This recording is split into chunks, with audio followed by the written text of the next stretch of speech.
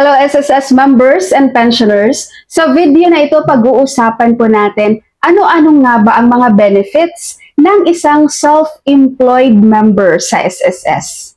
Bago tayo mag-proceed sa mga benefits nyo, pag-uusapan po muna natin ano nga ba ang ibig sabihin ng self-employed member sa SSS at sino-sino nga ba ang mga covered dito.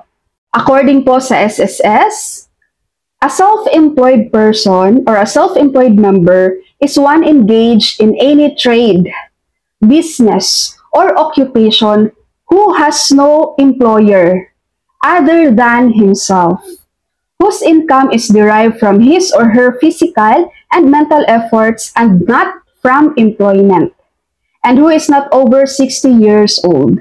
Ang ibig pong sabihin dito, yung mga self-employed member ni SSS, sila po yung nai-engage sa trabaho, negosyo, ng walang company, ng walang employer. Kumbaga, sarili lang nila. So, yun po ang matatawag na self-employed. Kumbaga, yung kita nila guys ay nanggaling lang din sa kanila, hindi galing doon sa trabaho or galing doon sa company. Example natin dito yung mga trabaho na under category ng self-employed sa SSS ha. Yung mga professional doctors, ayan, yung mga riders, no? Angkas, Grab, TikTok, TokTok, Move It, yan. Sila ay pasok po sila sa self-employed pagdating kay SSS. Hindi sila employed guys. Sila ay self-employed. Okay, so ngayon naman pag-uusapan naman natin, ano-ano naman ang mga benefits na makukuha ng self-employed member sa SSS. May pagkakaiba ba ito sa mga employed at sa voluntary member? Sa self-employed members, actually, lahat din naman ng benefits ma-avail nyo. Ang nagkakatalo lang tayo dito guys, pagdating sa contributions, dahil pag i-compare natin ang self-employed member doon sa employed member, mas malaki kasi ang contributions ng employed dahil doon sa share ng kanilang employer. Ito si self-employed, wala mang employer to. So, siya ngayon, sarili niya lang na contributions ang makukontribute niya with SSS, walang employer share. Pero pagdating naman sa benefits guys, wala namang pinagkaiba. Ma-avail pa rin or eligible pa rin si self-employed members na mag-avail ng sickness benefits kay SSS. Na kung saan pag nagkasakit kayo, basta at least minimum of 4 days, makaka-avail po tayo ng sickness sa SSS. Pangalawa, easy, employees compensation. Ayan, if qualified, makakapag-avail din. Pangatlo, maternity. Kapag nabuntis ang isang self-employed members at yung mga qualifying months niya naman bago siya nanganak ay may contributions, so makaka-avail din siya ng maternity claim with SSS. Alright? And then pang-apat, ang unemployment benefits. Yan, makaka-avail din kayo kay SSS. Disability pension. Kung saan ito ay pwedeng partial or total disability. So, ang doktor ni SSS po ha, ang mag-a-assist sa medical niyo kung saan kayo pasok.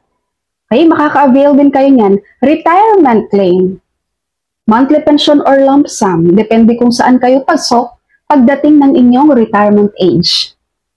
So, and then death claim, funeral claim.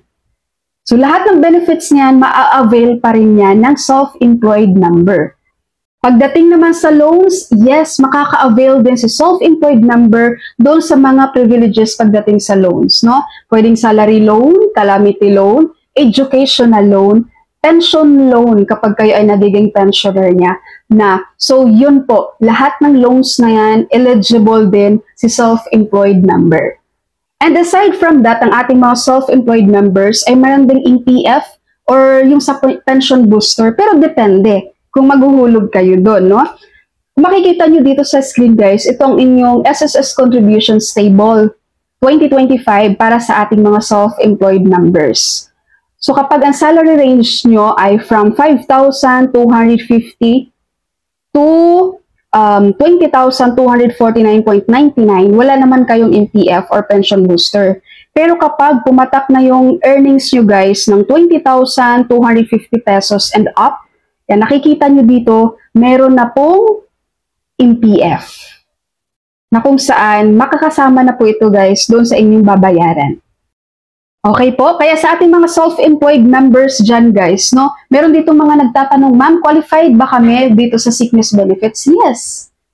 Okay? Basta sa mga self-employed members dyan guys, yung mga benefits ng employed, ma-avail nyo rin yan. Magkakatalo lang talaga kayo doon sa amount ng contributions dahil mas mataas talaga ang contributions ni employed member dahil sa share ng kanilang employer. Alright, so that's all for my video for today. Thank you so much for watching everyone. God bless you all.